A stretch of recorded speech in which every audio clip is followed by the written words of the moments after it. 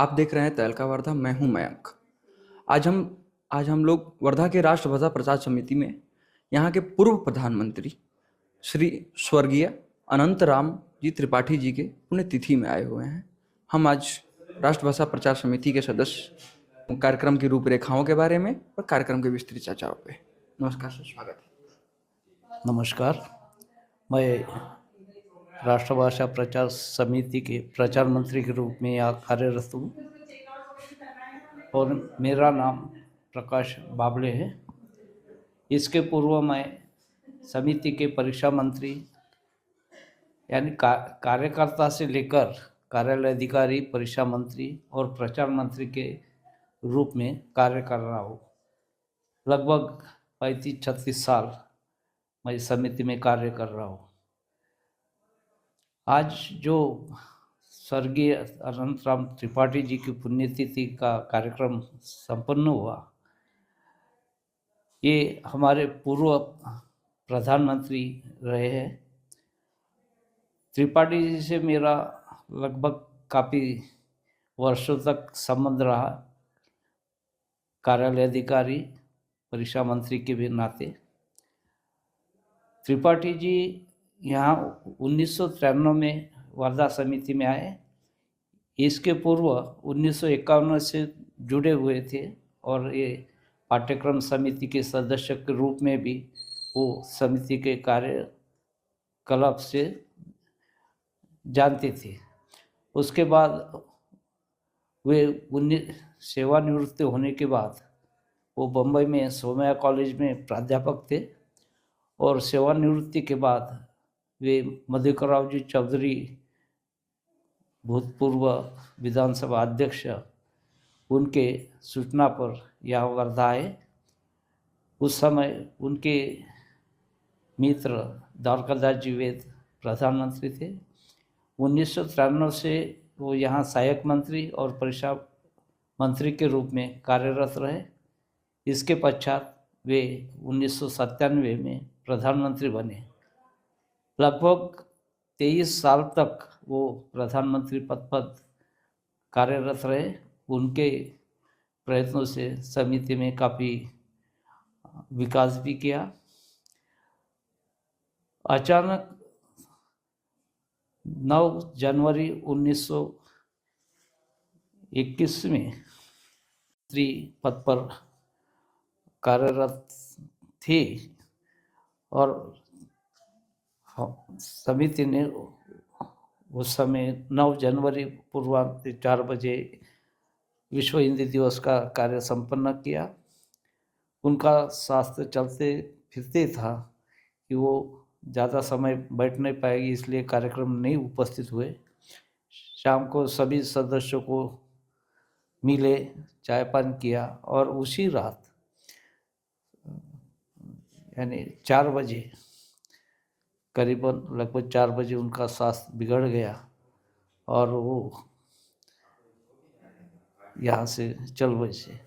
आज उनकी ये चतुर्थ स्मृति दिवस है पुण्यतिथि का, और आज का ये प्रोग्राम उनकी बेटी हर साल इसी दिन उनके स्मृति पुण्यतिथि के इस अवसर पर भोजन दान का भी कार्यक्रम करते हैं।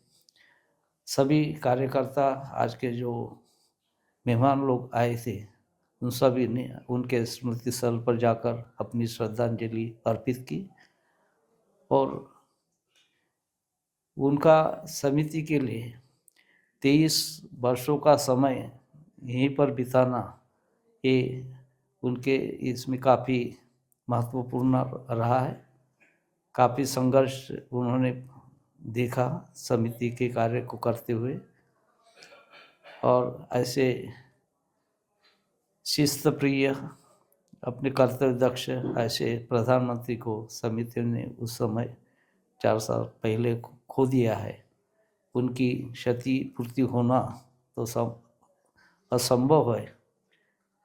उनके उपरांत उनके सहायक मंत्री के रूप में जो कार्यरत डॉक्टर हेमचंद्र वैद्य जी है, जो आज के प्रधानमंत्री पद पर कार्यरत है। वर्तमान समय में, और उन्हीं के मार्गदर्शन में अभी समिति का कार्यभार चल रहा है, संचालन चल रहा है। सर, आप हमारे दर्शकों को, नए युवाओं को राष्ट्रभाषा प्रचार समिति समाज में कैसे काम करती है, समाज में किस रूप में काम करती है, इसको लेकर थोड़ी जानकारी दीजिए। ये समिति की स्थापना गांधी जी ने 1936 में की थी। उस समय हमें स्वतंत्रता नहीं मिली थी, बल्कि गांधी जी ने पूरे भारत के भ्रमण करने के बावजूद उन्होंने ये महसूस किया कि भारत में हर प्रदेशों की भाषा अलग अलग है, और इसके जरिए एक भाषा होना उनको जरूरी लगा, और उन्होंने अपने गुरु से सब चर्चा करके ये नतीजे पर पहुंची कि हिंदी ऐसी एक भाषा है जो पूरे देश में, सारे विश्व में बोली जा सकती है और समझी भी जा सकती है। हर प्रदेशों में हिंदी भाषा सभी लोग बोलते हैं, चाहे वो अपने इसमें टूटी फूटी हो या कुछ नहीं।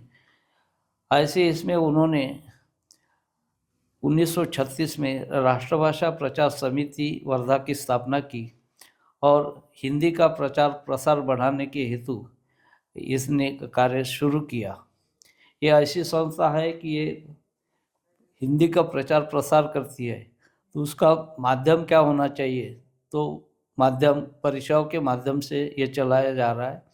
और आज समिति प्राथमिक से लेकर प्राथमिक, प्रारंभिक, प्रवेश, परिचय, कोविद और राष्ट्रभाषा रत्न और राष्ट्रभाषा आचार्य ऐसी परीक्षाओं का संचालन देश में और विदेश में भी करती है।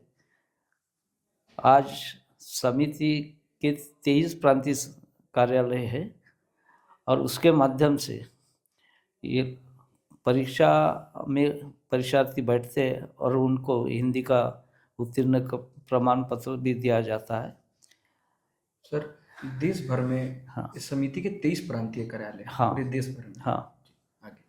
और विदेशों में भी 21-22 देशों में हमारे केंद्र है जो चलते हैं। तो ये आज तक समिति ने लगभग 1,80,00,000 के ऊपर विद्यार्थियों को हिंदी की परीक्षा में सम्मिलित किया है। तो हिंदी को मानते हैं, और हमारे हिंदी की परीक्षाओं में भी जैसे नागालैंड, मिजोरम और उड़ीसा में हिंदी को अधिक मान्यता है। राष्ट्रभाषा रत्न करने पर उन्हें सर्विस मिलती है, और उड़ीसा में भी 4-5 साल पहले, यानी 10 साल पहले, हिंदी के टीचरों के लिए हिंदी आवश्यक थी, जिनका राष्ट्रभाषा रत्न को उन्होंने स्वीकार किया था। उससे हिंदी का काफ़ी प्रभाव बढ़ा और वह संख्या भी बढ़ी। सर, नए युवा, नए लड़कों को हिंदी में अत्यधिक रुचि के लिए और क्या क्या करनी चाहिए?